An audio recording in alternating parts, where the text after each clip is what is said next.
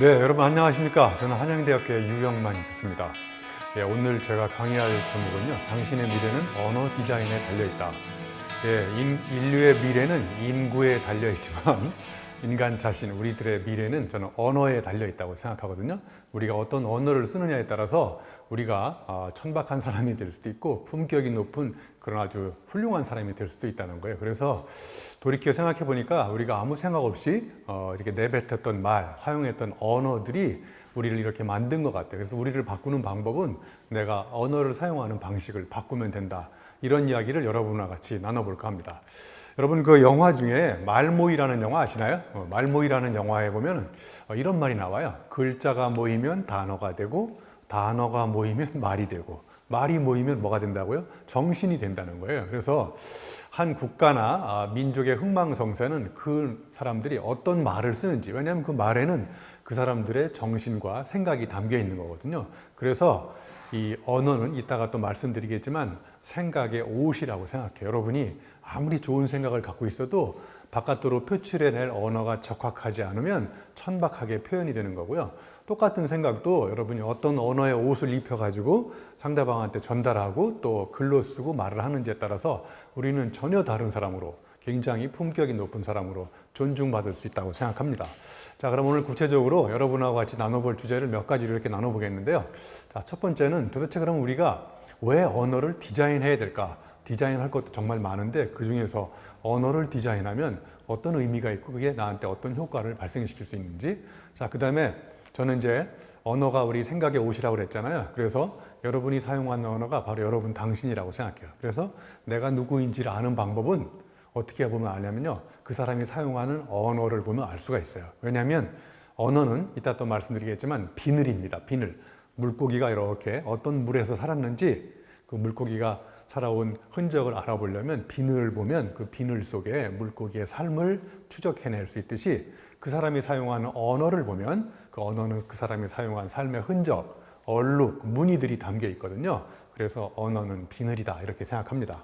자, 그 다음에 세 번째는 이제 이런 언어들을 어떻게 그럼 공부해야 될까? 그죠? 그래서 우리가 언어를 왜 공부해야 되는지, 그럼 언어를 공부하면 우리가 어떻게 달라지는지 이런 이야기를 해보고, 그리고 이 시간에 가장 중요한 주제. 자, 그럼 도대체 언어가 중요한 것도 알겠고, 그 다음에 이거를 배워야 되는 이유도 알겠는데, 그럼 나보고 어떻게 하라는 얘기냐? 그래서 언어를 디벨롭 시키고 레벨업 시키는 방법에 대해서 제가 7가지 사전을 간단하게 말씀드렸거든요. 제가 말하는 사전은 국어 사전이 아니고요. 우리의 언어를 어제와 다르게 굉장히 색다르게 이렇게 개발시켜 나가는 여러분의 생각을 어떻게 새롭게 낯선 생각을 품게 만드는 사전이라고 생각합니다. 자, 오늘 제가 이제 이렇게 크게 한 4가지 정도 주제를 말씀을 드리고 마지막에 이제 우리가 낯선 생각을 하려면 여러분의 틀에 박힌 언어를 이렇게 벼려야 됩니다. 그래서 어떤 사람이 언어를 벼리다 그랬더니 벼리다가 뭐예요? 버리다가 아니고요. 벼리다는 자꾸 이렇게 갈고 닦고 다듬고 연마하고 정연하고 이런 걸 벼리다라는 말을 써요. 그래서 우리가 잠시 후에 또 살펴보겠지만 비너증이라고 있어요. 언어를 얼마나 부족한지, 피가 부족하면 빈혈이지만 언어가 부족하면 비너증이라고 하거든요. 그래서 우리가 이런 심각한 비너증을 해결하기 위해서 어떤 노력을 거듭해야 되는지 이런 이야기를 여러분하고 같이 한번 생각해 보는 시간을 가져볼까 합니다. 자, 그럼 첫 번째, 언어를 우리가 왜 디자인해야 될까? 그래서 여러분이 사용하고 있는 언어의 레벨이 인생의 레벨이라고 생각합니다. 최근에 크게 이슈가 되고 있어요. 아직도 어느 회사에서 고객을 대상으로 행사를 하려고 했는데 뭔가 좀 잘못했나 봐요. 그래서 이제 고객을 대상으로 심심한 사과의 말씀을 드립니다. 그랬더니 댓글 다는 친구들이 왜 사과를 심심하게 하냐 이런 이야기를 그 앞에 있는 심심한 깊을 심자에다가 이렇게 이제 뭐 한자를 모르니까 그냥 우리가 흔히 내뱉는 심심하다는 말로 착각을 한 거죠. 이렇게 언어가 부족하면 소통이 안 되잖아요. 또 어떤 회사에서 잘못해가지고 사과를 유선상으로 사과를 말씀을 드렸다고 그랬더니 또 어떤 사람이 나는 유선상이라는 사람을 만나본 적이 없다. 또 이렇게 항의하는 사람이 있다고 합니다. 자, 사흘 쉬라고 그랬더니 사흘째. 그러면 사흘은 4일 쉬는 거냐? 뭐 이런 말도 있고 금일 어떻게 하라고 그랬더니 금일이 그러면 금요일이냐? 이렇게 우리가 사용하는 아주 일반적이고 상식적인 언어도 소통이 잘 안 되고 있어요. 그래서 이런 거를 제가 말씀드렸듯이 피가 부족하면 빈혈이라고 그랬듯이 언어가 부족하면 빈어증이라고 얘기합니다. 그래서 또 하나는요, 우리가 어느 순간부터 사회가 굉장히 빠른 속도로 바뀌고 있잖아요. 그러니까 우리 언어 사용 습관도 은유법보다는 직설법, 직유법을 써서 내가 말하는 것을 사람들한테 금방금방 알아듣게 이렇게 얘기하지 않고 약간 돌려서 얘기하고, 은유법이 뭔지 아시죠? 예를 들면 독서는 피클이다. 독서가 추상명사하고 피클이 보통명사잖아요. 그러면 그냥 국어사전에 보면 독서는 뭐 책을 읽고 생각하는 어떤 행위 이렇게 써 있잖아요. 그럼 그런 정의가 잘 와닿지 않잖아요. 왜냐하면 추상적인 명사를 추상적인 의미로 풀었기 때문에 그래요. 이걸 아주 쉽게 이해하는 방법은 독서는 보통명사 피클로 확 바꿔버리면 앞에 있는 추상적인 뜻이 이렇게 만지고 관찰할 수 있는 오이라는 보통명사로 바뀌잖아요. 자, 그러면 왜 독서는 피클일까? 제가 책을 읽기 전에는 오이였는데 책을 읽고 나서 뭘로 바뀌었어요? 피클로 바뀌었어요. 자, 그러면 오이가 피클이 될 수 있는데 피클이 다시 오이로 돌아갈 수 없잖아요. 그죠? 그러니까 돌아갈 수 없는, 되돌이킬 수 없는 혁명적인 변화, 위험한 변화가 바로 독서거든요. 예, 그래서 여러분 책을 함부로 읽으시면 저처럼 위험한 사람이 됩니다.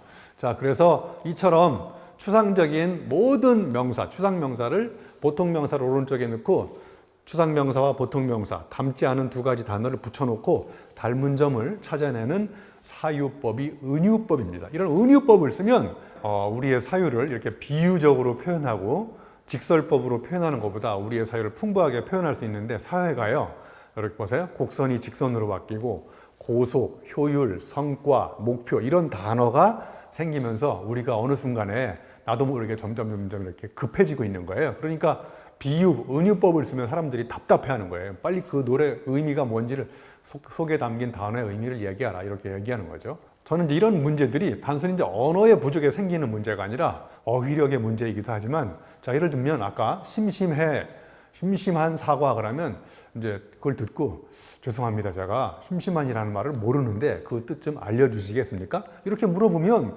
상대방도 그렇게 물어보는 사람한테 야 이놈아 너 그것도 모르네 이렇게 야단칠 수도 있겠지만, 상대방이 정중하게 그 단어를 모른다고 생각하고 물어보잖아요. 그러면 이제 가르치는 사람도 저 사람이 저런 걸 모르는구나. 그러면 그 뜻을 그렇게 모르는 사람한테 이렇게 가볍게 알려줄 수도 있잖아요. 이렇게 저는 우리의 언어의 문제는 결국은 문해력, 그 뜻을 가지고 어떤 문장을 이해하는 능력도 필요하지만 저는 궁극적으로 이런 게 소통의 문제라고 생각해요. 그래서 정말 우리가 상대방과 소통을 하려면 자세를 낮추고 서로 모르는 단어에서 솔직하게 물어보고 또 그것의 의미를 공유하고, 이렇게 되면 요즘에 이슈가 되고 있는 심심한 사과 이런 것들을 더 이상 우리가 사회적 이슈로 끌고 가지 않아도 될 것 같습니다.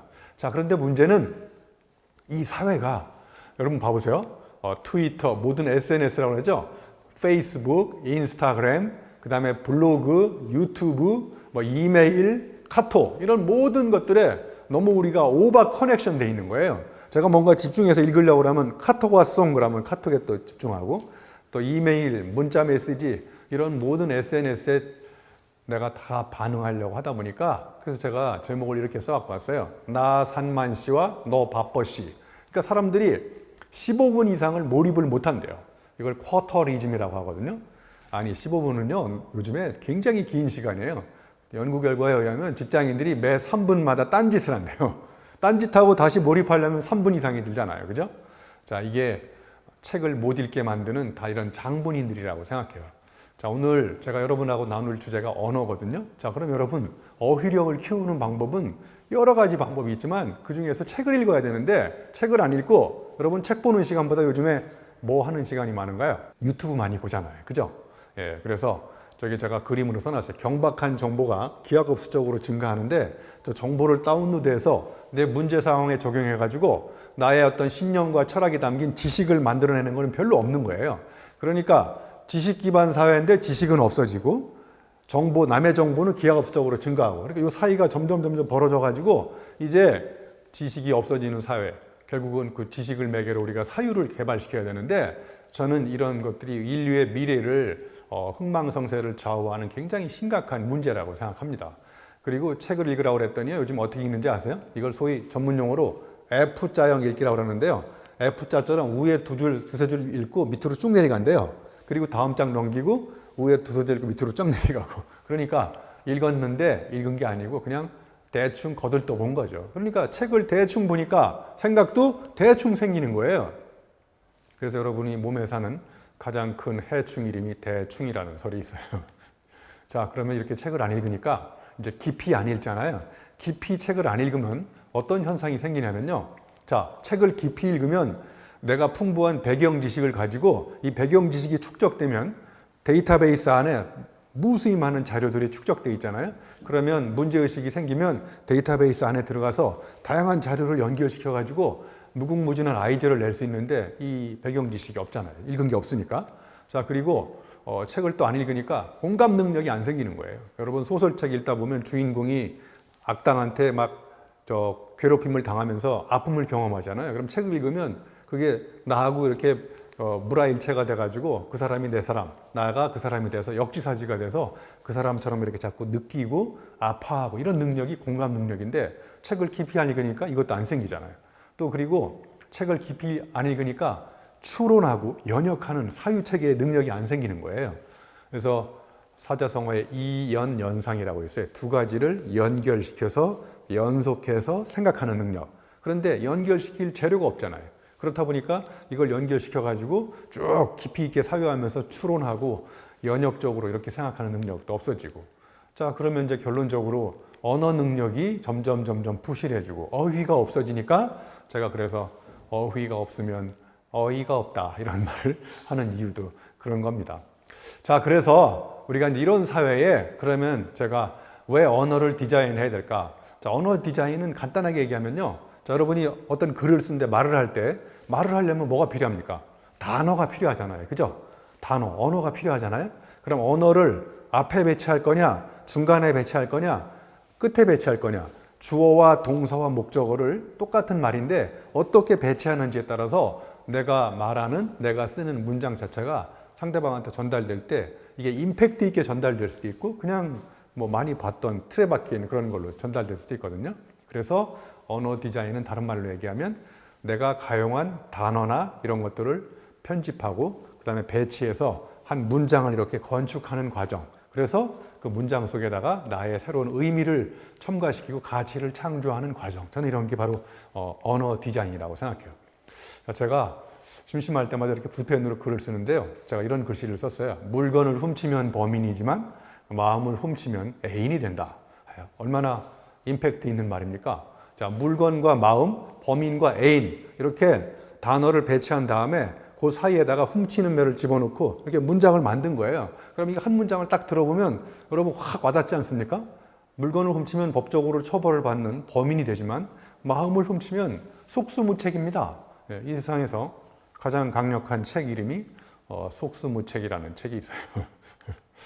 자, 이렇게 해서 그러면 또 단순함은 치열함의 결과이고 복잡함은 나태함의 산물이다. 여러분 경제 있는 사람들의 언어 사용 방식을 봐보세요. 굉장히 단순한데 심플한데 그 사람이 심플한 언어에 담겨있는 의미는 와 전두엽을 자극하고 심장을 자극하고 폐부를 자극해서 감동적인 언어로 와닿거든요. 그런데 그렇게 안 되는 사람 있잖아요. 중언부언하고 막 횡설수설하고 그러면 뭐 말이 복잡한데 도대체 뭔 얘기를 하는지 알 길이 없잖아요. 그래서 제가 단순함은 치열함의 결과, 복잡함은 나태함의 산물 이런 게 다 언어 디자인이라는 거예요. 단순과 복잡, 치열과 나태함 이걸 갖다 놓고 이걸 어떻게 배치하면 내가 말하고자 하는 의도가 상대방한테 아주 임팩트 있게 전달이 될 것인가. 그러니까 우리가 말하는 모든 것들이 다 건축을 디자인하듯이 언어 디자인인 거예요. 그러니까 결론적으로 얘기하면 언어 디자인을 잘하는 사람 이런 사람들이 상대방한테 호감을 주기도 하고 언격이 있으니까 품격이 높아지고 그래서 저는 언격이 바로 인격이라고 이렇게 주장하는 사람 중에 한 사람입니다. 자, 이제 첫 번째 세션을 이 정도로 마치고요. 자, 두 번째 세션에서는 그러면 도대체 우리가 사용하는 언어가 어떤 의미인지 여러분 언어 그러면 철학자 중에 비트겐슈타인이라는 말 들어보셨나요? 비트겐슈타인 말이 좀 어렵죠? 제가 한국의 비트겐슈타인이거든요. 그래서 유트겐슈타인이라고요. 그래서 이 사람이 언어가 어떤 언어를 쓰는지 당신의 사고의 한계를 결정한다는 거예요. 그러니까 언어의 한계가 사고의 한계다. 그러니까 언어와 사고는 아주 긴밀한 관계가 있다. 그래서 여러분의 사고력을 개발시키는 방법은 언어를 바꿔야 된다. 이런 의미입니다. 자, 그러면 제가 남은 시간 동안 이제 첫 번째, 두 번째 세션에서는 이제 언어가 어떻게 우리의 사고를 만들어 나가는지, 도대체 언어가 어떤 의미인지 이런 거 같이 살펴보도록 하겠습니다. 자, 여기 영어로 word create world라는 말이 있어요. 자, 그러면 내가 바라보는 세계가 이전과 다르게 세계를 바라보려면 그 세계를 바라보는 렌즈, 재료가 뭐냐면 word, 단어인 거예요. 그러니까 단어의 가지수만큼 내가 세계를 볼 수 있는 경우의 수를 결정한다. 그럼 세계를 다르게 보려면 어떻게 해야 돼요? 내가 쓰는 언어를 바꿔야 되는 거예요. 자, 그러면 저는 호기심이 생겼어요. 저 뒤에 world라는 말을 기업 용어로 바꿔서 자, word create product and service. 그러면 기업에서 만드는 새로운 상품, 새로운 서비스. 자, 이런 거는 왜 안 나올까? 잘. 그거는 새로운 상품과 서비스에 관련된 언어가 부실하기 때문에 안 나오는 거예요. 그러니까 언어가 풍부하면 그 풍부한 언어만큼 우리가 어떻게 한다고요? 새로운 상품과 서비스를 만들어낼 수 있다. 저는 이렇게 생각합니다. 자, 그래서 다시 한번 중간 정리를 하면 내가 사용하는 단어의 세계가 내가 생각하는 세계를 규정한다. 저는 이렇게 생각합니다. 자, 그러면 우리가 이 언어를 통해서 사고의 한계를 결정한다고 그랬는데 아주 재미난 예를 하나 들어볼게요. 자, 부부싸움하고 난 뒤에 남편이 꼴보기 싫어가지고 부인이 남편한테 차려주는 식단 30일짜리를 갖고 왔어요. 첫날 부인이 남편한테 콩을 줘요. 둘째 날 나물을 주고 셋째 날 콩나물, 넷째 날은 콩나물국, 콩나물 무침, 콩나물 무쳐 도리탕. 그렇게 해가지고 30일째는요 콩나물 죽여 살려 밟아 찢어 꿰매 눌러 당겨 돌려 뽑아 잘라 갈라 볶아 말아가지고 국을 끓여준다는 거예요. 자, 저는 이걸 보고 야, 사모님이 저렇게 다양한 언어를 알기 때문에 30가지 요리를 만드는 거예요. 제가 방금 전에 word create world라고 그랬잖아요. 그럼 world 자리에다가 food를 대입해 보세요. 자, word create food. 그러니까 이 음식의 가지수를 결정하는 건 뭐냐? 만들 수 있는 이쪽에 왼쪽에 있는 언어의 개수, 어휘력의 풍부함. 어휘력이 풍부하면 음식도 다양한 요리를 만들 수 있다는 거예요. 사모님이 만약에 콩이라는 단어 하나만 알고 있으면 남편은 30일 동안 콩만 주워 먹어야 돼요. 자, 이렇게 우리가 언어를 풍부하게 갖고 있으면 사고력도 풍부해지고 만들 수 있는 음식의 가지수도 많고 세계를 다르게 볼 수 있는 창문도 여러 개 생기고 그러니까 세상을 다르게 볼 수 있는 경우의 수가 많아지니까 그만큼 그 사람의 사유체계는 엄청나게 풍부해진다고 생각합니다. 그래서 우리가 알고 있는 단어가 결국은 단어마다 저마다의 세계를 품고 있는 거거든요. 그러니까 단어를 모르면 그 단어가 품고 있는 세계를 모르는 거예요. 그러면 또 거꾸로 내가 단어를 알면 그 단어가 품고 있는 세계를 단어를 통해서 알게 되는 거죠. 이게 바로 언어를 공부해야 되는 굉장히 중요한 이유라고 생각합니다. 자, 제가 얼마 전에 EBS에서 하는 지식 채널 동영상을 봤는데요. 와, 사람이 언제 행복한지, 행복한 순간을 표현하는 지구상의 언어가 어마어마하게 많더라고요. 여기 지금 EBS 지식 채널 제가 잠깐 보여주고 있는데 여기 보시면 뭐 행복한 순간이 한번 생각해 보세요. 여러분이 행복하다고 하는 순간 자체를 떠올리고 그걸 표현할 수 있는 언어의 가지수만큼 우리는 행복해지는데 사실은 우리가 너가 언제 행복하냐 물어보면 사실은 몇 가지 얘기를 못 하거든요. 그런데 행복을 부르는 지구 언어 이 책을 매개로 EBS에서 지식 채널 동영상을 만들었는데 저는 이걸 보는 순간 우리가 행복해질 수 있는 순간이 저렇게도 많은데 우리는 저 많은 순간 중에서 도대체 몇 % 정도 행복한 순간을 직접 경험하는지 저는 이것도 한번 의문을 품고 한번 생각해 본 적이 있어요. 자, 그러면 이제 도대체 제가 생각하는 언어는 어떤 의미인지 몇 가지 한번 설명을 드려볼게요. 첫 번째, 저는 언어는 불쏘시개다 이렇게 생각해요. 이것도 은유법이잖아요. 언어가 추상명사, 불쏘시개가 보통명사니까. 자, 그러면 언어와 불쏘시개는 닮지 않았는데 닮은 점을 찾아내게 갖다 붙였잖아요. 그리고 두 가지의 공통점을 찾아보니까 여러분 불쏘시개가 뭔지 아시죠? 불이 꺼져갈 때 막 그 불에다가 공기구멍을 만들어 놔가지고 이제 불이 점점 타오르게. 언어도 마찬가지. 생각이 꽉 막혔을 때 어떤 언어를 딱 떠올리는 순간 나의 복잡한 생각이 막 술술술 풀리면서 이제 그때 지혜가 탄생하는 거예요. 하나 예를 들어볼게요. 자, 코닥이라는 필름 회사에 유치원생들이 방문해가지고 우리 엔지니어한테 필름이 뭐예요? 그랬더니 엔지니어가 이렇게 설명했어요. 필름이란 빛에 노출되면 이미지를 형상화하기 위해서 화학 반응하는 물질, 이게 필름이라는 거예요. 근데 저걸 유치원생들이 알아들을까요? 저기에 담겨있는 언어를 봐보세요. 빛, 노출, 형상화, 화학 반응, 물질, 이런 단어로 구성되어 있는 필름에 대한 정의를 당연히 못 알아듣죠. 그러니까 엔지니어가 갑자기 딱 못 알아듣는 걸 파악한 다음에 순간적으로 고민하다가 필름은 그릇이다 그랬더니 유치원생들이 바로 알아듣는 거예요. 왜? 세상에 있는 모든 이미지를 다 담을 수 있으니까. 그래서 나보다 경험도 짧고 전문성도 부족한 사람들한테 나의 전문성을 그 사람들이 알아듣기 쉽도록 언어를 선택해가지고 설명하는 순간 놀라운 지혜가 탄생한다는 거예요. 그러면서 맡겼던 생각의 물꼬가 빵 터지면서 다른 사람도 쉽게 알아들을 수 있는, 바로 이렇게 언어라는 게 불쏘시개다. 자, 두 번째, 저는 언어는 카멜레온이라고 생각해요. 카멜레온이 뭔지 아시죠? 시시각각 막 변하잖아요. 그죠? 자, 그러면 언어는 똑같은 말인데도 불구하고 언제, 어떤 때 사용하는지에 따라서 그 의미가 다 달라진다는 거예요.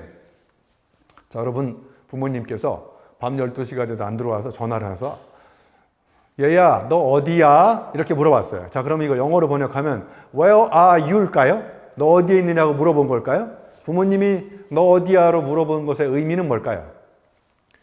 너 지금 밤 12시가 됐는데 어디서 뭐 하느냐고 안 들어오는 거야, 인마. 빨리 안 들어오겠어? 이렇게 이제 자식을 야단치는 그런 목소리가 들어있는 거죠. 그러니까 똑같은 말인데 너 어디야? 이 말을 어디서 쓰는지에 따라서 그 언어의 의미가 수시로 바뀐다. 그래서 우리말이 고맥락 언어인 거예요. 맥락에 따라서 의미가 수시로 바뀌잖아요. 그러니까 우리말 가지고 소통하기가 참 어렵잖아요. 저 영화 황산벌에 보면요, 거시기라는 말이 굉장히 많이 나오죠. 야, 거시기 해가지고 거시기에서 거시기 하자 그러면 그 거시기 처음부터 시작해서 마지막까지 거시기가 무슨 의미인지가 소통되는 위대한 민족, 한민족이라고 합니다. 자, 그러면 이제 세 번째는요, 언어는 콩깍지라고 생각해요. 왜냐하면 내가 어떤 안경을 쓰고 세상을 바라보는지에 따라서 세상이 그때마다 콩깍지 낀 걸로 다르게 보이는 거예요. 자, 예를 들면 여기 열십자를 보여주고 저게 뭐냐고 그랬더니 목사님은 십자가, 교통경찰은 사거리, 산부인과 의사는 배꼽, 뭐 이렇게, 간호사는 적십자, 약사는 녹십자, 뭐 이런 식으로 얘기한다는 거예요. 똑같은 상징 기호인데 왜 사람마다 저렇게 다르게 바라볼까요? 이게 콩깍지가 껴가지고 그런 거예요.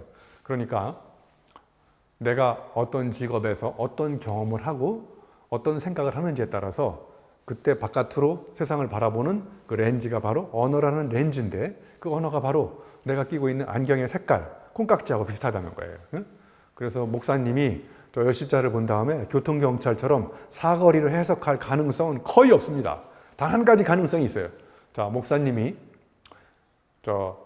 교회 목회 활동을 잠시 휴직을 하고 교통경찰처럼 사거리에 가서 교통정리를 하면 저 열십자를 보는 순간 십자가가 안 보이고 교통경찰처럼 사거리로 보일 수 있다는 거예요. 자, 이렇게 우리의 경험이 바뀌지 않으면 그 경험의 콩깍지로 껴있는 안경이 안 바뀌기 때문에 세상이 다르게 보이기가 참으로 어렵다. 이게 제가 드리고 싶은 거고요.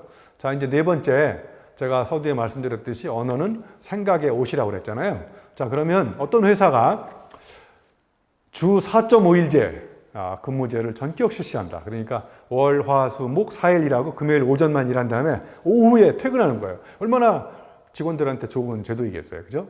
자, 이렇게 이제 언어를 생각의 옷을 입혀가지고 전 직원들한테 이메일을 보냈을 때 직원들이 받는 감동과, 자, 이렇게 회사는 여러분에게 금요일 오후를 선물로 드리려고 합니다. 그러면 나 같으면 저 금요일 오후를 선물로 주는 회사에 가지, 주 4.5일제 전격 실시 이렇게 하는 논리적이고 드라이한 언어보다는 이때 저렇게 사람의 감동을 주는 생각의 옷을 입혀서 바깥으로 내보내면 저만큼 사람들은 감동을 받는다는 거예요. 여러분 잘 아시는 나이키의 Just Do It, 굉장히 간단하잖아요. 그런데 사람들한테 엄청난 임팩트를 미치고 있지 않습니까? 제가 좋아하는 이렇게 배달의 민족에 보면 송파구에서 일 잘하는 11가지 방법, 재밌어요. 저기 보면 잡담을 많이 나누는 것이 경쟁력이다. 보고는 팩트에 기반한다. 가족에게 부끄러운 일은 하지 않는다. 11번째, 이끌거나 리더십처럼 이끌거나 아니면 따라가거나 아니면 떠나가거나 이렇게 재미난 또 배달의 민족에 그렇게 지우개를 만들었어요. 지우개에다가 뭐라고 생각의 옷을 입혔는지 아세요? 내 번호 지우지 마 이런 식으로. 그러니까 똑같은 언어인데 이렇게 생각의 옷을 어떤 옷을 입혀서 바깥으로 내보내는지에 따라서 전혀 다르게. 자, 그리고 또 언어는 현미경이에요. 가까운 데를 볼 수 있는. 그리고 또 언어는 망원경처럼 멀리 볼 수도 있고, 언어는 또 이렇게 만화경처럼 세상의 변화무쌍함을 볼 수도 있고, 언어는 또 내시경, 안을 들여다볼 수도 있고, 또 언어는 뭐래? 보이지 않는 걸 꿰뚫어서 보는 투시경일 수도 있고, 이렇게 제가 경자를 안경 경자로 바꿔가지고 언어를 이렇게 끼면 세상을 자세하게 구체적으로 변화무쌍하게 보이지 않는 것도 보고 내 안에도 들여다볼 수 있고, 정말 언어가 이만큼 중요하다는 걸 알게 됐습니다. 자, 그럼 이제 세 번째, 도대체 우리가 그러면 이런 언어를 왜 배워야 되는 건가? 배워야 되는 이유가 뭘지? 그거 잠깐 또 여러분과 같이 한번 한 5가지 정도로 고민을 해볼 텐데요. 자, 그러면 첫 번째, 언어를 왜 공부하느냐? 자, 첫 번째 제가 말씀드릴 거는 언어는 색다른 생각을 잉태하게 만드는 거예요. 자, 그러면 여러분, 우리가 언어를 공부하지 않으면 과거에 썼던 언어를 반복해서 쓰거든요. 이거를 언어적 점성이라고 그래요. 자, 예를 들면 여러분, 매미는 어떻게 울어요? 맴. 그럼 매미 맴 딱 점성처럼 끈적끈적하게 달라붙어 있어요. 여러분, 귀뚜라미는 어떻게 울어요? 귀뚤. 네, 이렇게 틀에 박혀 있는 거예요, 언어가. 언어적으로 언어를 습관적으로 쓰는 관성, 점성에 갇히면 새로운 생각을 할 수가 없는 거예요. 그런데 언어를 어제와 다르게 끊임없이 바꿔 쓰는 사람들이 있어요. 똑같은 사물인데도 불구하고 그걸 바라보는 시선이 다르고 그걸 표현하는 언어가 다른 거예요. 그런 사람들 여러분 주변에 누가 있나요? 여러분, 시인들이 있잖아요. 예를 들면 우리 장석주 시인님이 이제 가을이 오니까 대추를 보고, 대추가 빨갛잖아요. 그럼 사람들은 빨가네, 저거 따먹고 싶다 이렇게 얘기하지만 장석주 시인은 그 대추를 보고 어떻게 생각했는지 아세요? 저게 저절로 붉어질 리가 없다. 천둥 번개 몇 개 맞고 놀래가지고 새빨개졌다는 거예요. 정말 시인들은 틀에 박힌 언어를 어제와 다르게 끊임없이 다르게 바꿔 쓰는 그런 언어적 점성에서 진부함을 탈피하려고 하는 거잖아요. 자, 그러면 또 언어를 왜 공부해야 되느냐? 우리가 미묘한 개념적 차이점을 구분해내면 우리의 생각과 감정을 더 구체적으로 자세하게 표현할 수가 있어요. 자, 예를 들면 방망이와 몽둥이는 어떤 차이가 있을까요? 이렇게 물어보면 제가 여러 번 질문해 봤는데 저걸 정확히 아는 사람이 별로 없더라고요. 방망이는 야구 방망이, 빨래 방망이처럼 태어날 때부터 목적과 용도가 정해져 있고요. 몽둥이는 정해져 있지가 않아요. 엄마가 급하면 이 세상의 모든 걸 다 몽둥이로 쓸 수가 있어요. 자, 그럼 여러분, 병마개와 병뚜껑 어떤 차이가 있을까요? 이런 질문 드리기 전에 여러분, 화가 날 때 뚜껑이 열려요? 마개가 열려요? 화가 나면 뚜껑이 열리잖아요. 그죠? 뚜껑은 뭐냐면 겉 표면만 둘러싸고 있는 거, 병뚜껑. 마개는 와인처럼 안으로 들어가 있는 거, 코르크. 이게 병마개예요. 자, 이렇게 우리가 무의식적으로 쓰고 있는 개념 사이에도 미묘한 뉘앙스의 차이가 있는데 저걸 구분하지 않고 쓰니까 우리의 생각도 구분이 안 되고 둘이 뭉실해지는 거예요. 자, 마지막으로 엉덩이와 궁둥이는 어떤 차이가 있을까요? 제가 지금 의자에 앉았는데 의자와 제 살이 닿는 접촉 부위만을 궁둥이라고 그래요. 의자에 닿지 않는 허벅지부터 중간부터 허리까지 나머지 안 닿는 부위를 엉덩이라고 하는 거예요. 여러분 처음 하셨죠? 예, 그러면 여러분 주사는 엉덩이에 맞아야 될까요? 궁둥이에 맞을까요? 주사. 빨리 대답해 보세요, 우리 PD님들. 예, 주사는 아무 데나 맞아도 돼요. 그건 고민하시지 않아도 됩니다. 자, 그 다음에 언어를 공부해야 되는 이유, 전문용어로 분기점에 다양화라고 그러는데요. 제가 한번 여러분한테 질문을 드려볼게요. 책상 위에 책이 가로쳐 있어요. 자, 여기 가로 안에 들어갈 말 빨리 써보세요. 책상 위에 책이 놓여 있다. 책상 위에 책이 누워 있다. 뭐 이런 식으로 해서 한 두세 번 쓰면 거기서 사고가 딱 막히는 거예요. 왜? 왜 그렇게 해요?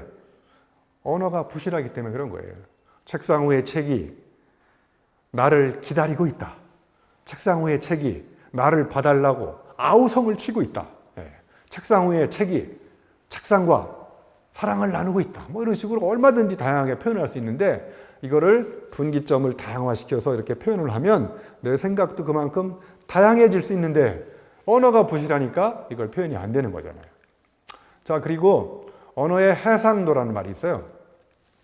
좋은 카메라로 사진을 찍으면 이미지가 선명해가지고 사진도 이렇게 선명해 보이듯이 여러분이 생각하고 있는 감정이나 생각들을 미적분하듯이 아주 잘게 쪼개가지고 거기에 해당하는 언어를 적확하게 쫙 쓰면 글을 딱 읽는 순간 내가 거기 안 가봤는데도 불구하고 가본 사람처럼 그 글을 읽으면 이 이미지가 비주얼이 쫙 선명하게 뜨는 거 왜 그런지 아세요? 예, 그 사람이 그만큼 언어를 구체적으로 자세하게 묘사해 놨기 때문에 그런 거예요. 그건 왜 그러냐면 언어가 그만큼 풍부하니까 그 느낌과 감정에 상응하는 거기에 어울리는 그런 단어를 쓸 수 있는 거죠. 자, 언어를 왜 배우느냐?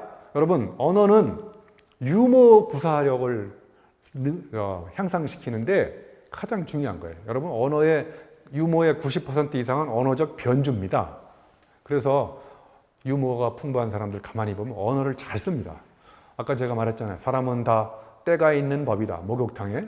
또 예를 들면 완벽한 때를 기다리다가 몸에 때만 낍니다. 뭐 이런 말 있잖아요. 그죠? 이렇게 때가 몸에 껴있는 더러운 때일 수도 있지만 타이밍을 의미하는 때일 수도 있거든요. 그걸 절묘하게 엮어가지고 임팩트를 줘서 이렇게 말을 하면 사람들이 그때그때 영향을 받을 수 있다는 거죠. 예?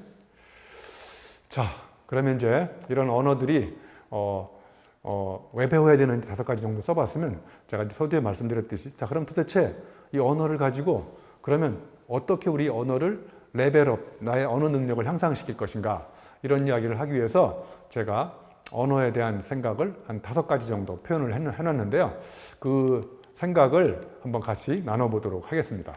손가락이 10개인 것은 엄마 뱃속에서 몇 달 은혜 입나 기억하려는 태아의 노력 때문인지 모릅니다. 이런 성선설이라는 시를 썼는데 우리가 손가락이 10개인 거는 아이가 뱃속에서 1달, 2달, 3달 이렇게 10달을 기다리다가 나와가지고 손가락이 10개라는 거예요. 정말 재미있는 언어 디자인의 대가들, 시인들입니다. 자, 그러면 제가 이제 지금부터 언어를 디자인하지 않으면 리자인, 사임당한다. 이런 이야기를 같이 해볼까 합니다. 제가 말씀드리는 사전은 국어 사전이 아니고요. 첫 번째, 여러분의 신념을 표현하는 신념 사전, 세상을 다르게 보는 관점 사전, 그 다음에 뭔가를 떠올리면 연상이 되는 연상 사전, 그 다음에 체험적으로 우리가 느낀 것들을 쓰는 감성 사전, 그 다음에 또 예를 들면 은유 사전 아까 말씀드렸잖아요. 그리고 이제 어원을 추적해 보면 어원이 이렇게 들어있는 게 있어요. 어원을 알면 언어의 의미를 더 깊이 있게 알 수 있고, 자, 그 다음에 또 하나는 이제 가치 사전이라고 있어요. 여러분이 인생에서 소중하게 생각하는 단어를 몇 개 꼽은 다음에 그 단어와 관련돼서 의미를 재정의하고 그대로 생각하고 그대로 행동하고 거기에 스토리를 만들고 그러면 이게 이제 가치 사전이 되는데 하나씩 어떻게 만드는지 예를 들어서 설명을 드려보도록 하겠습니다. 자, 그럼 첫 번째 신념 사전입니다. 제가 좋아하는 책 중에 통상관념 사전이 있는데요. 여기에 보니까 바보의 정의가 국어사전에 어떻게 되어 있냐면요. 바보, 지능이 부족한 사람, 바보인데 이 사전에는 이 저자의 신념을 담아서 이렇게 써 있어요. 바보, 나와 같이 생각하지 않는 모든 사람. 이렇게 바보라고. 그러니까 신념사전은 국어사전에 있는 모든 단어들을 다 갖다 놓고 나의 신념과 철학을 집어넣어가지고 내가 다시 재정의를 내리는 거예요. 자, 이런 얘기가 적합할지 모르겠지만 이 책에 국회의원의 정의가 나와 있어요. 국회의원의 정의가 뭐냐면 국회에서 법을 만드는 입법하는 사람이 아니라 하는 일 없이 수다 떠는 사람 이렇게 정의가 돼 있더라고요. 정말 국회의원들 정신 차리라고 이 사람이 국회의원의 정의를 다르게 내린 것 같아요. 이렇게 신념사전은 말씀드렸듯이 국어사전에 있는 정의를 그대로 외우거나 그대로 공부하지 마시고 거기 있는 정의들을 나의 체험적 관점, 철학, 신념을 집어넣어가지고 다시 한번 정의를 내리는 거. 그래서 이걸 재정의한다고 해요. 정의가 바뀌는 순간 이전의 단어대로 세상이 보이지 않고 내가 다르게 정의를 내린 대로 세상이 다르게 보이기 시작하는 거예요. 그러니까 여러분, 세상을 다르게 보는 방법은 정의를 다시 내리는 거예요. 그리고 봐보세요. 세상을 누가 이끌어가느냐? 정의를 내리는 사람이 이끌어가요. 그러면 그 정의 내린 대로 세상은 다르게 보이고 다른 사람들은 그 정의대로 세상을 바라보게 되고 이렇게 되는 거죠. 자, 그 다음에 관점 사전이 있습니다. 관점을 디자인하라. 우리 박용우 대표하고 같이 책을 썼어요. 언어를 디자인하라. 근데 저하고 박용우 대표가 이름 앞에 이렇게 딱 저는 이렇게 써 있어요. 저는 지식생태학자 유영만 교수. 우리 박용우 대표는 관점 디자이너 박용후. 자, 그러면 여러분 대학 교수의 강의를 듣고 싶으세요? 아니면 지식생태학자 유영만의 강의를 듣고 싶으세요? 뭐 사람마다 다 다르겠지만 대학 교수의 강의는 많이 들어봤잖아요. 우리 교수님의 정의는 쉬운 이야기를 어렵게 이야기하는 사람, 이렇게 정의가 돼 있더라고요. 그래서 제가 어려운 이야기를 쉽게 풀어서 설득하기도 하고, 또 저는 이제 저의 많은 아이디어들을 어디 가서 얻냐면, 자연에 가면 무수히 많은 생명체들이 살아가거든요. 그 생명체들이 도대체 어떤 방식으로 어떻게 살아가는지를 관찰, 고찰, 통찰한 다음에 거기서 저마다 살아가는 원리나 방식을 뽑아서 사람의 생각을 바꾸고 조직을 변화시키는데, 제가 세계 최초로 지식 생태학이라는 학문, 융합 학문을 만들었어요. 그래서 제 이름 앞에 지식 생태학자 이렇게 써 있는 거예요. 그러니까 이렇게 퍼스널 브랜딩, 자기가 하고 있는 업의 본질을 다르게 정의를 내리는 것을 저는 관점 사전이라고 얘기합니다. 자, 그 다음에 이제 세 번째는요, 연상 사전인데요. 자, 연상 사전은 뭐냐면, 자, 한번 예를 들어 볼게요. 여러분, 막걸리라는 단어를 떠올리면 퍼뜩 떠오르는 단어가 뭐 있어요? 막걸리 주로 언제 땡기세요? 막걸리? 비 오는 날, 그죠? 자, 그 다음에 막걸리 안주는 뭐 드세요? 예, 파전. 자, 그 다음에 막걸리 주로 어디 다녀오다가 드세요? 등산. 그럼 막걸리 그러면 연상되는 단어가 막걸리, 비 오는 날, 파전, 등산. 이렇게 연상이 되잖아요. 그죠? 그러면 그 사람이 어떤 단어에 대해서 어떤 사유 체계를 갖고 있는지를 알아보려면 연상하는 걸 딱 보면, 아, 그 사람이 막걸리에 대해서 이런 생각을 하고 있구나. 그러면 그 사람의 사유 체계가 깊이가 넓이가 뻔히 보이는 거예요. 연상을 시켜보면. 자, 그러면 여러분이 막걸리에 대해서 새로운 상상을 하고 연상을 하려면 막걸리를 이전과 다른 방식으로 마셔야 되죠. 그러니까 막걸리를 비 오는 날에다 배치하지 마시고 막걸리를 새벽에다가 넣는 거예요. 새벽. 자, 그러면 이제 막걸리를 일어나자마자 빈속에 한 3병 마시는 거야. 그래서 취해가지고 회사를 출근 못했던 이런 아픔이 있으면 세계 최초로 막걸리와 새벽이 연상되면서 세계 최초로 막걸리와 새벽을 연결시켜서 글을 쓸 수 있는 상상력이 생기는 거예요. 이게 이제 전문 용어로 들레즈가 얘기하는 아장스망이라는 단어인데요. 아장스망이 뭐냐면 영어로 번역하면 어레인지먼트라는 뜻이에요. 배치. 자, 보세요. 막걸리 옆에 배치가 뭐 돼 있어요? 막걸리 옆에 파전이 배치돼 있죠? 막걸리 옆에 비 오는 날, 막걸리 옆에 등산. 그러니까 이렇게 아장스망이 안 바뀌면 우리는 생각이 안 바뀐다는 거예요, 연상이. 그러니까 막걸리에다 아장스망을 깨부수는 거야. 막걸리 옆에 늘 붙어있던 비 오는 날을 배치하지 말고 낯선 새벽을 갖다 집어넣으니까 막걸리하고 새벽이 붙어가지고 이제 새로운 연상이 생긴다는 거예요. 이만큼 연상사전은 우리의 사유체계를 비약적으로 발전시킬 수 있는 저는 또 다른 혁명적인 방법이라고 생각합니다. 자, 연상사전과 관련해서 조금 더 추가로 말씀드리면 여러분한테 한번 이런 질문을 드려볼게요. 여러분 1년 365일 중에서 여러분이 가장 자주 가는 것 2군데 얘기해 보세요. 그러면 2군데가 뭘까요? 하나는 집, 하나는 사무실. 집에 갔다, 사무실 갔다, 사무실 갔다, 집에 갔다. 그러니까 들레즈가 얘기한 아장스망, 내가 늘 만나는 사물, 사람, 환경과 배치가 안 바뀐 거잖아요. 집과 사람, 집과 사무실, 사무실 갔다, 집에 갔다. 그러니까 사무실에 안 가도 되는 날은 회사 안 가야 낯선 환경과 마주쳐서 아장스망이 깨지는 거고, 그 다음에 집에 안 가야, 그죠? 또 낯선 곳에 가봐야 낯선 생각이 드는 거죠. 이만큼 프랑스의 철학자 들레즈라는 사람이 아장스망이라는 단어를 가지고 낯선 환경과 마주침이 바뀌면 깨우침, 뉘우침, 가르침 이런 게 계속 바뀌면서 우리의 생각을 이전과 다르게 연상 능력을 폭넓게 깊이 있게 이렇게 심화시키고 확산시킬 수 있다는 이야기를 합니다. 자, 그 다음에 이제 네 번째는요, 제가 여러분하고 알아볼 사전은 감성사전인데요. 감성사전은 말 그대로 논리적으로 머리로 정의한 게 아니라 느낌으로 정의한 거예요. 제가 한번 예를 들어 볼게요. 자, 사람한테는 눈이 한 4가지가 있다고 하더라고요. 첫 번째 육안, 눈에 붙어 있는 거. 그 다음에 뇌안이라고요. 이 머릿속에 들어있는 건데 이게 논리적으로 분석하고 따져보고 막 이런 거예요. 그 다음에 심안, 가슴에 붙어 있는 눈. 그래서 이건 마음으로 세상을 보는 눈인 거고요. 그 다음에 영안이라고 영혼의 눈이 있어요. 그럼 이게 어떤 의미인지 제가 햄버거의 예를 들어서 한번 설명해 볼게요. 자, 햄버거를 보면 침이 나온다. 이거는 육안이 붙어 있기 때문에. 자, 그 다음에 햄버거를 먹으면 살이 찐다. 왜? 햄버거에 있는 영양 성분을 과학적으로 논리적으로 분석해 보니까 거기 fat, 지방이 많은 거예요. 이런 게 바로 뇌안인 거죠. 자, 그러면 제가 육안과 내안은 모든 사람들이 다 갖고 있는 눈인데 비해서 지금부터 설명하는 시만과 영안은 썸바디 몇 사람만 갖고 있어요. 자, 그래서 감성사전을 쓸 때는 시인의 눈으로, 시만, 마음의 눈으로 바라보는 거예요. 자, 그러면 햄버거를 보면 뭐가 연상되느냐? 소의 아픔이 연상된다는 거예요. 여러분, 햄버거를 보면 소의 아픔이 연상되는 사람 있어요? 예, 없잖아요. 소고기를 먹으면 소의 아픔이, 이런 게 바로 마음의 눈으로 바라보는 거고요. 영혼의 눈은 햄버거를 먹으면 뭐가 연상되는지 아세요? 지구온난화가 가속화된다는 거예요. 왜? 햄버거를 빨리 먹으면 거기에 해당하는 소고기 양만큼 더 소고기를 더 많이 만들어야 되잖아요. 소고기를 더 많이 만들어내려면 소를 더 빨리 길러야 되고, 그러니까 멀쩡한 아프리카 삼림이나 이런 것들을 목초지로 만들고, 그러니까 이제 지구 온도 변화가 일어나고 해일이 일어나고, 그러니까 이제 온난화가 가속화되고. 아니, 내가 햄버거를 먹는데 이게 무슨 온난화와 관계가 있어? 이렇게 보이지 않는 뒤안길에 가서 보이지 않는 것을 캐낸 다음에 보이지 않는 게 보이는 걸 움직이게 만드는 그런 눈을 영혼의 눈이라고 얘기합니다.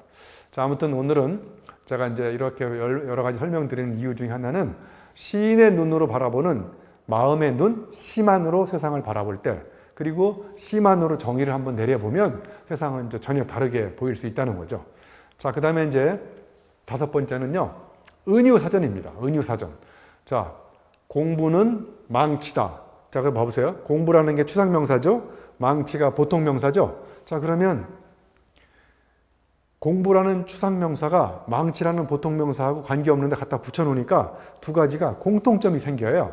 이렇게 은유법은 관계없는 두 가지를 갖다 놓고 하나의 철칙은 뭐냐? 앞에는 반드시 추상명사, 뒤에는 반드시 보통명사, 추상명사와 보통명사를 붙여놓고 공통점을 찾아낸 다음에 이걸 연결시키는 사유법을 은유법이라고 합니다. 한번 봐보세요. 망치도 뭔가를 깨트리잖아요. 그죠? 공부도 뭐예요? 공부. 고정관념을 새로운 공부를 통해서 타성과 통념들을 깨부수잖아요. 그러니까 공부하고 망치는 닮은 점이 있는 거예요. 자, 이렇게 은유사전은 추상명사를 다 써놓고 왼쪽에다가 하루에 하나씩 은유법으로 표현해 보는 거예요. 자, 그러면 제 방송을 듣는 여러분들 한번 우리가 인구의 미래, 인류의 미래가 가장 심각하게 걱정되는 거는 지금 저출산이라고 합니다. 여러분, 오늘도 신문에 보니까요, 우리가 2000 몇 년도 되면 인구가 3천 몇 명으로 떨어진대요.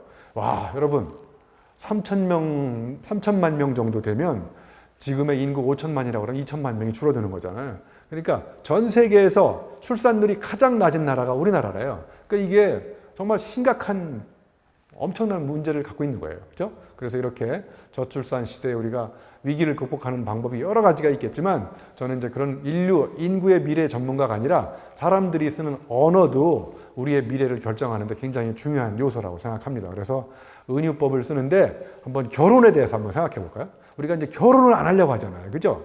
네, 결혼하면 힘들고, 또 예를 들면 결혼해서 애 낳는 것도 힘들고, 그러니까 자녀 교육비 뭐 이런 거 너무 많이 들어가니까 아예 결혼하는 것도 하지만 또 결혼해서 애도 안 낳잖아요. 그러니까 정말 우리가 출산 정책을 펴기 위해서 수백조 원의 돈을 투자했음에도 불구하고 싱가포르에 비해서 우리나라가 이렇게 싱가포르도 이렇게 저출산으로 심각하게 위협을 받고 있다고 하더라고요. 그런데 거기는 우리만큼 출산율이 이렇게 급격하게 떨어지지는 않는데요.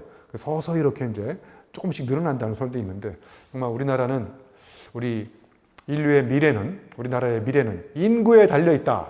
어떻게 하면은 출산 장려 정책을 쓸 것인가, 이런 생각을 해봤어요. 자, 그래서 그렇게 하려면 결혼을 해야 되는데, 자, 그러면 결혼에 대한 은유법을 한번 연습해 봅시다. 결혼이 추상명사, 그 다음에 뒤에 보통명사를 집어넣어야 돼요. 자, 결혼은 양파다. 여러분, 결혼은 왜 양파일까요? 어떤 사람이 손들고 까도 새로운 게 나오기 때문에 결혼은 양파다. 그게 아니고 양파는 까도 눈물이 난다는 거예요. 그래서 결혼을 하면 할수록 해가지고 시간이 지날수록 자꾸 눈물이 난다. 사람들이 폭소를 터뜨리더라고요. 아, 결혼은 양파구나. 왜냐하면 까도 눈물이 나니까. 그래서 결혼을 안 하는 거예요. 까도 눈물이 나니까. 예? 이렇게 결혼에 대한 생각을 바꾸고 여러분의 행동 방식을 바꾸려면 결혼에 대한 은유법을 바꾸면 돼요. 결혼은 로또다. 왜? 아, 저분은 아예 행운이야. 이게 아니라 맞는 경우가 거의 없다는 거예요. 그래서 결혼은 또 로또다 이렇게 표현도 한답니다.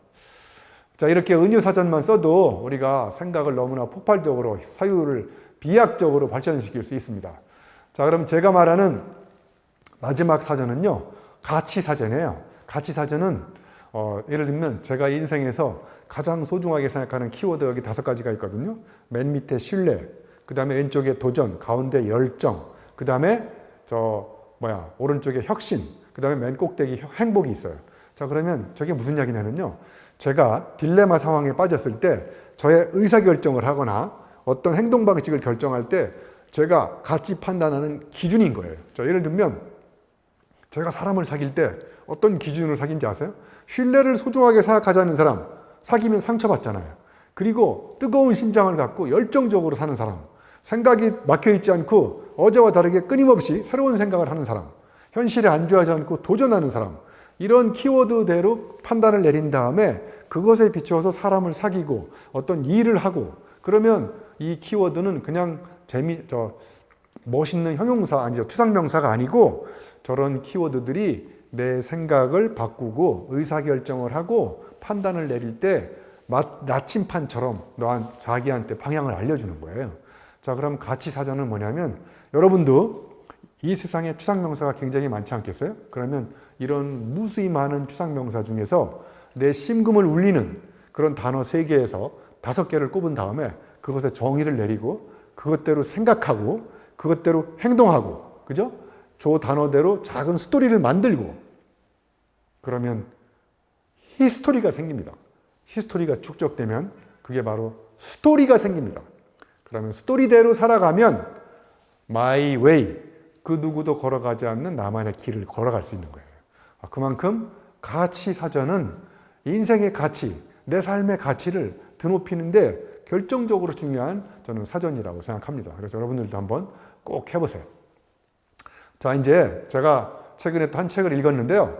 정말 제가 이렇게 언어를 디자인하는 것도 있지만 다른 이런 언어를 어떻게 디자인하는지에 따라서 굉장히 다르게 쓰이는 수사법들을 제가 몇 가지만 한번 남은 시간 동안 여러분하고 같이 공유해 보도록 하겠습니다. 자, 그러면 첫 번째, 서스펜스라고 있어요. 서스펜스가 뭔지 아시죠? 이렇게 결론을 단도직입적으로 딱 얘기한 다음에 쭉 얘기하면 사람들이 이제 진이 빠지잖아요. 그러니까 말하고 싶은 거를 맨 나중에 얘기하는 거예요. 예를 들면 너의 자기 연민이 문제다. 그것이 너를 고통스럽게 만들고 주변 사람을 한숨 짓게 만든다. 이렇게 얘기하는 게 아니라 너를 고통스럽게 만들고 주변 사람을 한숨 짓게 만드는 게 그게 뭔지 아니 너? 이렇게 궁금하게 만드는 서스펜션.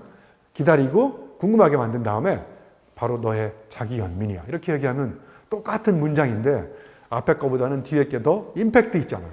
바로 이게 우리의 생각을 좀 아름답게 표현하는 그런 언어 디자인의 또 하나의 사례라고 생각합니다.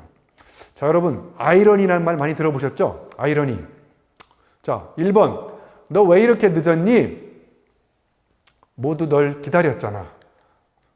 이렇게 얘기하는 것보다 너무 빨리 온 거 아니니? 이렇게 말하면 굉장히 정말 임팩트 있잖아요. 그죠? 자, 그 다음에 또 이렇게 그 사람은 2번 다시 만날 사람. 정말 만나기 싫어. 이렇게 직유법으로 얘기하는 것보다는 그 사람에게서 무척 많은 걸 배웠다. 이런 걸 사자성어로 반면교사라고 하잖아요. 그죠? 자, 그 다음에 아이러니와 또 쌍을 이루는 게 패러독스거든요.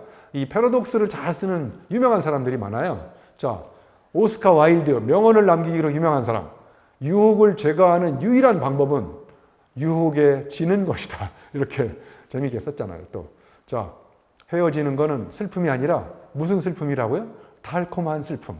이게 패러독스인 거예요. 달콤함과 슬픔은 역설이거든요. 하나는 슬픈데 그 슬픔과 앞에 달콤함이 붙어 있잖아요. 청마 유치원의 그 소리 없는 아우성. 아니, 아우성인데 소리 없는 이래요. 그러면 사람들이 딱 주목을 하잖아요. 그죠? 예. 소설은 진실을 말하게 만드는 거짓말이다. 이런 것도 진실 말하게 한다 해놓고 거짓말이라고 그랬잖아요. 그죠? 이 알베르 까미가 쓴 이런 패러독스. 그러니까 이런 아이러니와 패러독스만 잘 쓰셔도 똑같은 언어인데 사람들한테 여러분의 생각을 더 강력하게 임팩트 있게 영향력을 주면서 언어를 사용할 수 있잖아요. 자, 그 다음에 이제 4번째는요. 제가 또 이런 수사법이 있어요. 전문 용어로 좀 발음하기 어려운데요. 안티메타볼리라고 우리말로 번역하면 단순 뒤집기 화법이에요. 자, 그 사람은 두 번 다시 꼴도 보기 싫다. 이렇게 쓰는 방법이 있고요. 그 사람에게서 무척 많은 걸 배웠다. 아까 이거 나왔던 말인데, 그러니까 두 번 다시 꼴 보기도 싫어 이렇게 하는 게 아니라 그 사람한테 이제 많은 걸 배웠다고 이렇게 쓰는 거예요. 자, 이렇게 국가가 당신을 위해서 무엇을 해줄 건지를 믿지 말고 당신이 국가를 위해서 무엇을 할지를 물어보라는 거예요. 자, 앞에는 국가가 당신을 위해서인데 이걸 뒤집은 거예요. 그러니까 당신이 국가를 위해서. 그러면 똑같은 말인데 저걸 두렵게 뒤집어가지고 앞에 말을 뒤집으니까 내가 말하고자 하는 말가 훨씬 더 임팩트 있게 강력하게 다가가잖아요. 자, 벤자민 프랭클린이 말한 게 있어요. 준비에 실패하는 것은 실패를 준비하는 것이다. 이런 말 강력하지 않습니까? 예? 준비에 실패하면 실패를 준비하는 거라는 거예요. 그러니까 준비에 실패하는 거를 뒤집어 단순히 그러면 한 번 더 붙여놓으면 내가 말하고자 하는 게 너 열심히 준비해 이게 아니라 저 말을 딱 듣는 순간 준비를 안 하는 건 결국은 내가 실패를 준비하는 것이다. 이렇게 사람들한테 영향력을 줄 수 있다는 거죠. 자, 정말 발음하기도 어려운 건데 우리말로 번역하면 앞부분 의미를 역전시키는 거예요. 자, 그러면 예를 들어 볼게요. 마크 트웨인, 담배를 끊는 것은 세상에서 가장 쉬운 일이다. 왜 쉬운 일일까? 생각해 보니까 지금까지 1000번은 끊어봐서 내가 안다.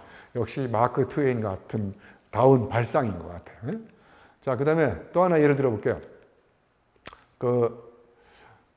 오스카 와일드, 제가 몇 번 예를 들었었는데, 젊을 때 나는 돈이 인생에서 가장 중요하다고 생각했었다. 그런데 나이가 들고 생각해 보니까 그게 맞는 말인 걸 알게 되었다. 여러분은 어떻게 생각했어요? 젊을 때 나는 돈이 인생에서 중요하다고 생각했었는데 나이가 들고 보니까 그 말이 잘못됐다는 걸로 생각하려고 기대했는데 의미를 역전시켜 버리면서 맞는구나. 이렇게 또 임팩트를 줄 수 있잖아요. 그죠? 자, 이제 마지막으로 안타나고지.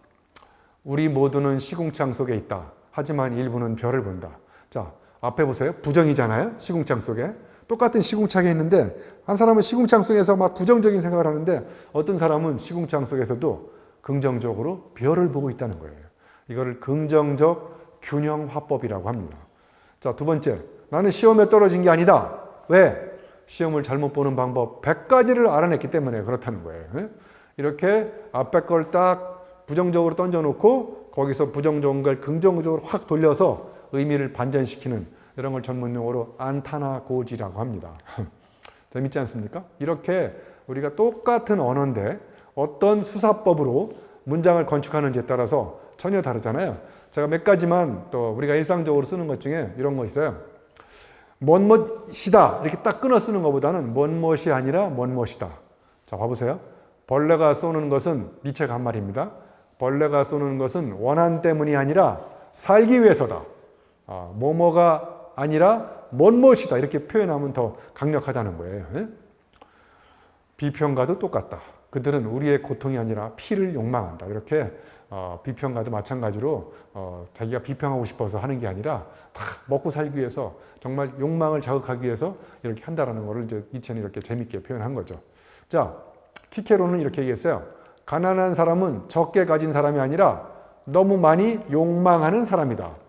뭔 멋이다 이렇게 딱 단정 져버리면 의미가 거기서 끝나고 밋밋해지지만 뭔 멋이 아니라 오히려 이거다 이렇게 표현하면 사람들이 훨씬 더 주목을 하고 더 기억을 오래 할 수 있다는 거예요. 자, 활기는 지속하는 능력 그것이 아니라 어디서 다시 시작하는 능력 여기서 발견된다라고 스콧 피츠제럴드가 얘기한 거죠. 자, 그 다음에 행복은 목표 달성 결과 그것을 우리가 행복을 뭐라고 생각하냐면 뭔가 결과를 생각해요. 목적지, 부산까지 가면 거기에 목적지, 행복이 널려 있다고 생각하는데 그게 아니라 오히려 목적지까지 가는 수많은 간이역에 행복이 널려 있다. 이렇게 얘기하면 행복에 대한 저분이 말하고자 하는 바가 결과 중심으로 살지 말고 결과를 만들어내는 과정을 재미있게 즐기다 보면 거기서 행복함도 느끼고 행복하게 살아간 사람, 행복하게 재미를 즐긴 사람들이 결과도 행복해질 수 있다는 의미를 전달하기 위해서 이런 문장을 건축하는 거라고 보시면 될 것 같습니다.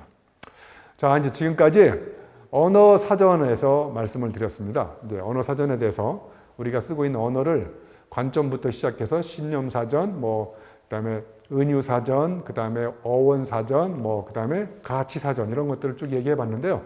자, 이런 사전들을 사전에 죽기 전에 죽을 사자 전자 그러면 사전 죽기 전에 사전을 쓰시면 여러분은 놀라운 사위의 생각을 어제와 다르게 할 수 있다고 생각합니다. 저는 이제 총 정리를 하면서 이 강의를 마치도록 하겠습니다. 자, 우리가 이렇게 언어를 공부하는 건요, 딱 한마디로 얘기하면 자기만의 언어를 구사하기 위해서 우리가 언어를 공부한다고 생각해요. 예? 그래서 그 사람이 쓰고 있는 단어를 보면 그 사람이 어떤 생각을 갖고 있는지를 우리가 알 수 있어요. 그래서 단어는 내가 누구인지를 알려주는 광고판이래요. 자, 제가 서두에 이런 말 하지 않았습니까? 그 사람이 누구인지를 아는 방법은 그 사람이 사용하는 언어를 보면 알 수 있다고. 왜냐하면 그 사람의 생각, 느낌, 감정들이 바깥에 나갈 때 언어에 담아가지고 나가거든요. 그러면 그 사람이 어떤 언어를 쓰는지는 결국 그 사람은 누군지를 알려주는 광고판 역할을 하는 거예요. 그리고 단어는 지문이라고 합니다. 지문. 왜냐하면 지문은 그 사람 고유의 지문을 갖고 있잖아요. 그죠? 그래서 그 사람이 쓰는 언어를 보면 그 사람이 누구인지 독특한 어떤 삶의 정체성을 알아낼 수 있다는 거예요. 그리고 단어를 가만히 보면 거기에 단서가 숨어 있어요. 그래서 우리가 그 범죄 같은 것이 조사할 때도 그 사람이 쓰고 있는 언어를 보면 언어에 담겨 있는 심리적인 느낌, 그 다음에 어떤 불안감 이런 것들이 들어있어요. 그러니까 모든 단어는 결국은 그 사람이 살아오면서 남긴 얼룩과 흔적이 담아있다고 그랬죠. 그래서 제가 단어는 비늘이라고 그런 거고, 또 단어는요, 나도 모르게 내 몸에 박혀있는 문신이라고 생각해요. 우리가 공동체에서 나도 모르게 이렇게 생활하면서 공동체에서 쓰고 있는 언어가 나도 모르는 사이에 내 몸에 이렇게 점점 들어와서 단어의 얼룩과 무늬가 생겼는데 그게 문신일 수도 있다는 거예요. 그죠? 자, 이렇게 그 사람이 쓰고 있는 단어를 보면 그 사람의 자기 정체성을 알 수 있고 그 사람이 누구인지를 알 수 있는, 그래서 단어는 광고판이구나 이런 생각을 해보게 됐습니다. 자, 그리고 이제 우리가 이렇게 언어를 공부하는 이유가 뭐라고 그랬죠? 자기만의 언어를 쓰는 거라고 그랬잖아요. 그 누구도 쉽게 사용하지 않는 자기만의 언어. 제가 예를 들어 볼게요. 디즈니에 가면요, 직장을 연기장이라고 그러고요, 직원을 배우라고 그러고요. 자, 그 다음에 일터를 무대라고 하고, 직업을 연기, 제복을 무대 의상. 자, 그 다음에 마지막으로 방문객을 관객이라고 부른다는 거예요. 자, 그러면 많은 사람들이 쓰고 있는 직원, 일터, 직업, 제복 이런 거를 디즈니는 자기만의 언어로 바꾼 거예요. 직원을 배우로, 일터를 무대로. 그런데 제가 가만히 생각해 보니까 일터에서 일하다가 피곤해가지고 이렇게 조는 직원은 많이 봤는데 무대 위에서 연기하다가 조는 배우는 못 봤어요. 아, 이렇게 개념을 바꾸니까, 자기만의 언어로 바꾸니까 생각과 행동이 혁명적으로 바뀌는구나. 이게 바로 자기의 생각을 담아서 독특한 언어로 표현하는 그런 것의 위력이구나. 이런 생각을 또 해보게 됐습니다. 자, 그러면 이제 제가 자기만의 언어를 갖고 치열하게 살아간 우리 철학자 데리다라는 사람의 언어 두 가지를 소개해 볼게요. 조금 어려울 수도 있는데요. 자, 여러분 영어의 차이라는 말 아시죠? 차이, 디퍼런스. 그런데 데리다가 차이라는 단어로 표현할 수 없는 차이를 발견한 거예요.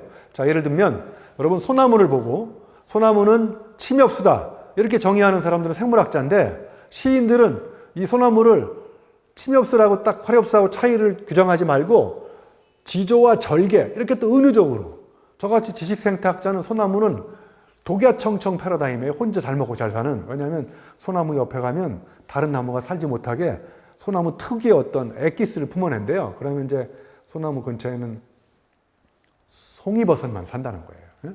이렇게 소나무를 여기다 딱 놓고 여기서 시간적으로 공간 여기서 차이를 규정하지 말고 내일 다시 다른 데 가서 시간적으로 연기해 놓고 공간적으로 다르게 한번 생각해 보면 소나무의 차이가 끊임없이 계속 연장된다는 거예요. 그래서 이 데리다라는 철학자가 차연이라는 자기만의 개념을, 언어를 만들어 가지고 일종의 사전에 대한 저항으로, 사전에 있는 모든 정의는 무슨 뜻이냐, 딱 의미가 고정돼 있잖아요. 그러니까 이 차연이라는 개념을 만든 이 데리다의 가장 중요한 문제의식은 모든 단어를, 의미를 고정시켜 놓지 말자는 거예요. 시간적으로 연기해 놓고 다시 생각해 보고 여기 말고 다른 데 가서 또 생각해 보고, 그러면 차연이라는 단어는 현재 진행형인 거예요. 끊임없이 의미가 계속 형성되잖아요. 그죠? 여러분, 제가 이제 오늘 언어가 왜 중요한지, 언어의 의미가 뭔지, 그럼 언어를 어떻게 레벨업 시키는지 이런 거 이야기를 들으면서 여러분 혹시 제 강의를 들으면서 감동받았으면 좋겠어요. 그래서 감동받으면 이렇게 뭉클해지잖아요. 그리고 사람이 감격을 하면 감정이 고조가 돼서 감동보다 더 격하게 감정이 막 일렁이잖아요. 그리고 어떤 책을 읽으면 우리가 감명받잖아요. 그죠? 여기 봐보세요. 감동, 감격, 감명이 합쳐지면 감탄사가 나옵니다. 그죠?